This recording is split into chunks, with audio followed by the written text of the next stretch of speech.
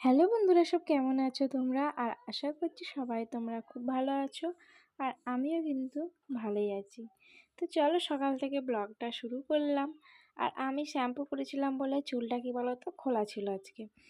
ছেলেকে খেতে দিয়ে টিফিন খেতে দিয়ে বেরিয়ে পড়েছিলাম। আর এইদিকে দেখো দোকান থেকে আবার বেরিয়ে আসলাম। আর আসার সময় কি বলো তো কাকার মানে বাবার কাছে থাকে, তো আসার সময় নিয়ে চলে যায় আমার সাথে, আমি নিয়ে চলে আসি আর কি। তো একটা চিপসের প্যাকেট দেখেছো, যখনই আসে নয় ক্যাডবেরি নয় চিপস কিনে নিয়ে আসতে হয়। আর একবারে বন্ধুরা চলে আসলাম আমি সন্ধেবেলা। তো তারপর কী হয়েছে বলো তো, আর আমি একদমই ভিডিও করতে পারলাম না। কেন কি আমার ছেলেকে নিয়ে একটু সেন্টারে যেতে হয়েছিলো, ওই জন্য একদম সময়টা হয়নি। আর আস্তে আস্তে হয়ে গেছিলো বন্ধুরা, 2টো বেজে গেছিলো। তো সেই কারণে এসে কি বলো তো খাওয়া দাওয়া সেরে নিয়েছিলাম, চান করালাম, এই করতে করতে 3টে বেজে গেছিলো। তারপর শরীরটা না এত ক্লান্ত হয়ে গেছিলো যে কি বলবো, শুয়েই পড়েছিলাম। তো এইদিকে দেখো আবার সন্ধ্যে থেকে উঠে আবার ব্লগটা শুরু করলাম। তো এইদিকে আমি একটু স্যান্ডউইচ করেছিলাম, চা করেছিলাম টিফিনে, দেখতেই পেলে বন্ধুরা, আর খেলাম। আর এইদিকে দেখো একটা ক্যাডবেরি আনা ছিল চিপসের সাথে, তো ওইটা খেলো। আর একটা সন্দেশ ছিল, তো এই যে দেখো আমি প্রিয়কে এখন দিয়ে দিলাম, ওইটাই খাবে বসে বসে। এটা টিফিনটা একটু দিলাম, খাক একটু বসে।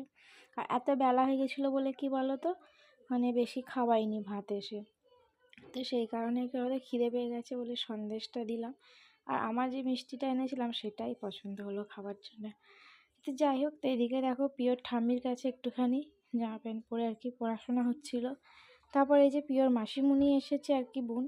তো একটু বেরোবো বলতে যাবো একটু প্রিয়র জন্য একটা জুতো কিনতে।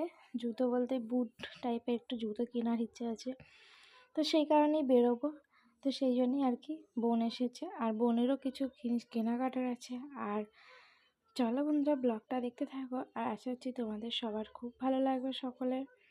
আর ভালো লাগলে অবশ্যই একটা লাইক সাবস্ক্রাইব কমেন্ট কিন্তু অবশ্যই একটা তোমরা করো। তো এইদিকে দেখো আমি তো বেরিয়ে পড়েছি, আর এই যে ছেলেকে নিয়ে, আর এদিকে সোয়েটার বোন বোতামটা লাগাচ্ছিল। আর বেরোলেই কি বলো তো, আমি আর বোন একটু ফুচকা খাবো। আর এখানের ফুচকাটা আমাদের বাড়ির সামনে দারুণ করে, তো বেরোলে ফুচকা খাবোই। এদিকে দেখো জুতোর দোকানেও আমি চলে এসেছি, আর কেনা হয়ে গেছে আমার জুতো। তো একটা বুট নিলাম, আর তোমাদের দেখানো হলো না, আর দেখাবো, সবটাই তোমাদের দেখাই বন্ধুরা যেটাই আনি। তো পরের ব্লগে হয়তো আমি দেখাবো তোমাদেরকে কিরম জুতো নিয়েছি ছেলের জন্যে।